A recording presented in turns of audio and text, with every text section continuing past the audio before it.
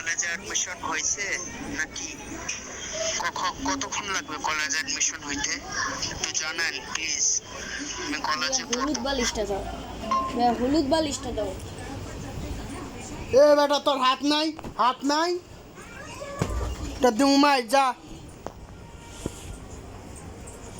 আজকে তো শনিবার বাবা, আমি কোথায় খোঁজ নিব? শনিবার তো সব বন্ধ থাকে বুঝছো। তুমি বলছো না আমি খোঁজ নিতেছি না, খোঁজ পাইলে যদি ভর্তি নেওয়া খোঁজ পাই তোমার আমি জানাবো, ঠিক আছে? আর ভর্তি তো এখন না, ভর্তি তোমার এখন শুরু হবে না, দেরি আছে ভর্তি শুরু হইতে বুঝছো। যখন হবে আমি তোমাকে জানাবো।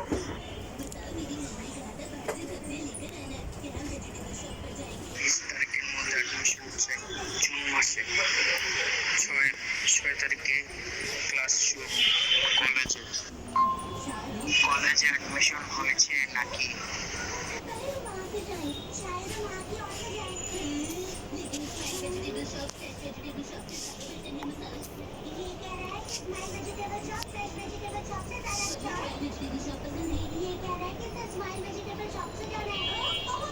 আসসালামু আলাইকুম, আমি আলভি। কেমন আছো তুমি? খাওয়া দাওয়া করছো? তোমাদের বাসায় সবাই কেমন আছে?